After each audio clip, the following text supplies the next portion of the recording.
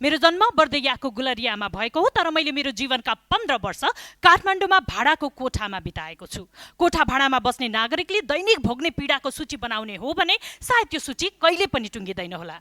घरधनीले जात सोधेर कोठा नदिँदाको पीडा, लुगा धुन बस्दा पानी बन्द गरिदिँदाको पीडा, एकछिन ढिला हुँदा गेट बन्द गरिदिँदाको पीडा, अचानक भाडा बढाइदिँदाको पीडा, कोठा छोड्न दबाब दिँदाको पीडा र अपमान सहेर पनि कोठा छोड्नु पर्ला, अर्को कोठा नपाइएला भनेर डर मानेर चुप लागेर बस्नु पर्दाको पीडा।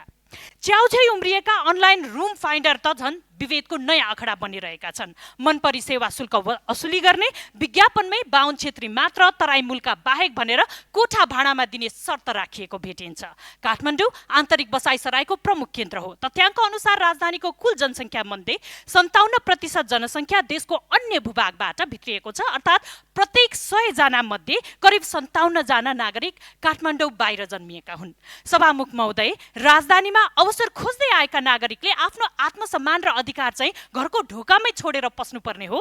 यो देशमा नागरिकले आफूमाथि भएको विभेद सुनाउन, न्याय माग्न र आफ्नो अधिकार स्थापित गराउन आत्मदाहकै बाटो रोज्नुपर्ने हो? साँच्चै सरकारले हामीलाई पहिले नागरिक देख्छ कि दलित?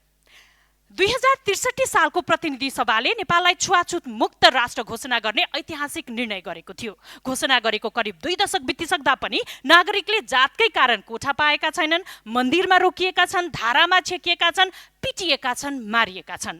सरकारलाई मेरो विनम्र आग्रह छ, नागरिकले आफ्नो पीडा चरम सीमामा पुर्याएर सडकमा बसेर वा आफ्नो ज्यान जोखिममा राखेर राज्यको ध्यानाकर्षण गराउनु पर्ने अवस्थाको तुरुन्त अन्त्य गरियोस्।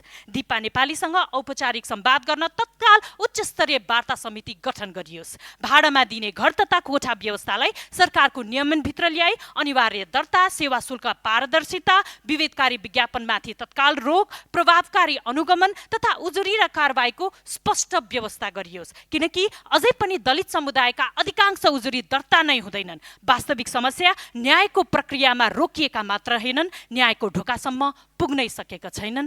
धन्यवाद।